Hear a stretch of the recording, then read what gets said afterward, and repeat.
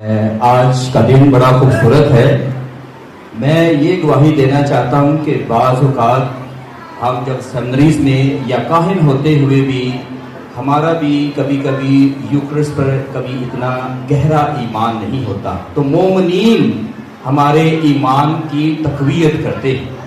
تو میں ڈیکن تھا اور گجرات پیرش میں کام کرتا تھا، اور وہاں پر ایک علاقہ ہے کھیوڑا، جہاں پر جغرافی لحاظ سے پریسٹ کا پہنچنا بہت مشکل تھا.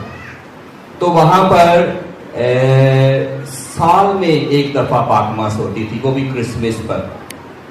تو ویسے بابو جی جاتے تھے عبادات کے لیے، تو مجھے موقع ملا کہ میں وہاں پر یسوع مسیح کا پاک یوکرس لے کر جاؤں، لیکن میرے پاس کوئی وہیکل یا اس قسم کی کنوینس نہیں تھی. تو جو ٹرین کا ٹائم ہوتا تھا وہی ٹائم ہماری عبادات کا ہوتا تھا.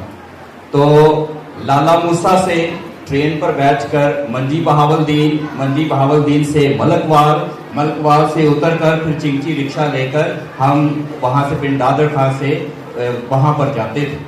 تو میں نے سوچا کہ راستے میں بہت سارے لوگ پاک یوکرس کو نہیں سمجھتے. تو میں نے کہا کہ راستے میں چیکنگ کرتے ہیں تو پاک یوکرس کی بے حرمتی ہو جائے گی. تو میں نے بابو جی سے کہا، بابو حنیف تھے، تو میں نے کہا کہ ہم پاک یوکرس نہیں لے کر جاتے، ہم وہاں پر صرف بائبل سروس کریں گے. تو جب میں وہاں پر پہنچا اس جگہ پر، تو وہ اماں جی موجود نہیں ہیں، خداوند میں سو گئی ہیں. ان کا نام سردارہ ہے، 86 سال ان کی عمر. جب ان کے گھر میں پہنچے تو گاؤں کے علاقے میں لوگ اپنے پورے گھر کو انہوں نے لیپ کیا، تیار کیا. انہی کا بڑا گھر تھا جہاں پر ہم عبادت کرتے تھے. جو ہی ہم اس کے گھر میں پہنچے، پانی پلا کر اس نے بابو جی سے پہلا سوال کیا، اور وہ پنجابی میں تھا کہ بابو جی یسوع دا پاک بدن لے آئے جی. تو انہوں نے کہا جی وہ بردر جی اندر بیٹھے ہیں، ان سے پوچھ لے. تو مجھے تو نہیں پتا تھا، تو میں نے انہوں نے سوال پوچھا کہ آپ لائے ہیں. تو میں نے بے دھڑک کہہ دیا جی اماں جی اگلے دفعہ لے آئیں گے، اس دفعہ مشکل تھا. دوسرے کمرے میں گئی اور اتنی زار وہ روئی کہ مجھے ایسا لگا کہ کسی کی وفات ہو گئی. میں وہاں پر اس کے پاس گیا، میں نے کہا اماں جی خیر ہے، کیوں رو رہے؟ اس نے کہا آپ نہیں جانتے کہ آپ نے میرے ساتھ کتنی بڑی ناانصافی کی ہے. میری عمر 86 سال ہے اور میں یسوع مسیح کے پاک بدن کو حاصل کیے بغیر اس دنیا سے چلی جاؤں گی، کیونکہ ہمارے اس علاقے میں بڑی مشکل سے پاک ماس ہوتی. تو جب یہ میں نے سنا تو میں انہیں ساتھ لے کر منڈی بہاولدین آیا. وہاں پر ہمارا ٹیبرنیکل ہے، پاک صندوق، وہاں پر انہیں پاک شراکت دی. پاک شراکت جب دینے کے لیے میں ان کے سامنے کھڑا تو انہیں سمجھ نہیں آ رہی تھی کہ میں اس پاک شراکت کو لوں کیسے.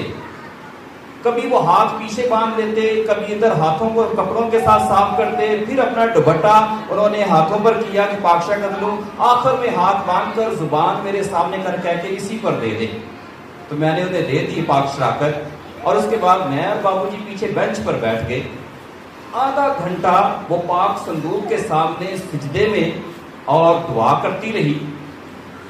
سچ پہ آتا ہے کہ میں اور بابو بیزار ہو رہے تھے کہ کب وہ ختم کرے اور ہم جائیں. جو ہی اس نے ختم کیا تو ہم چنگچی رکشہ پر بیٹھے. تو میں نے ویسے ہی سوال کیا، میں نے کہا اماں جی آدھا گھنٹہ آپ نے یہ کیا دعا کی؟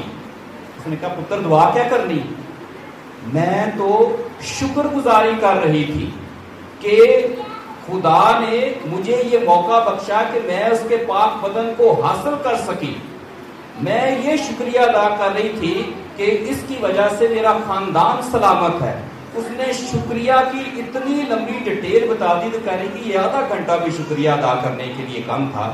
تو مجھے سمجھ آیا کہ جب پاک یوکرس کی بات کرتے ہیں، اس کی ٹرمنالوجیز کی بات کرتے ہیں، اس کی تشریح کی بات کرتے ہیں، تو پاک یوکرس کا مطلب ہی شکر گزاری، تھینکس گیونگ. اور اس کی گہری عقیدت نے میرے ایمان کو اتنا مضبوط کیا کہ میں آج مجبور ہوں کہ میں ان کی جگہ پر یہاں کھڑے ہو کر پاک یوکرس کی اتنی بڑی گواہی دوں کہ وہ خداوند سے مجھ سے زیادہ محبت اور سمجھ بوجھ رکھتی تھی. کہ وہ شاید تھیولوجی فلسفی نہیں پڑھ سکتی تھی، لیکن اس کے اس والہانہ محبت سے میرے ایمان کی تقویت ہوئی، اور جب تک میں پریسٹ ہوں میں ان کی یہ گواہی اپنے ساتھ لے کر لوگوں کو بتاتا رہوں گا۔ تو مومنین کی ہمارے ایمان میں تقویت کا باعث بنتے ہیں، یہ بات میں آپ سے شیئر کرنا چاہتا تھا۔ شکریہ۔ بہت بڑی گواہی دی ہے۔ ہم جانتے ہیں کہ مقدسین، بہت سے مقدسین ایسے ہیں جو پاک روح کرسٹ کے لیے خاص محبت، احترام اور عقیدت رکھتے تھے، اور انہوں نے پاک روح کرسٹ کو اپنی زندگی میں مومنین کے درمیان بہت فروغ دیا۔ میری دعا ہے کہ آج کی پاک روح کرسٹ کی کانگریس بھی پاک روح کرسٹ کے فروغ کا اور مومنین کے لیے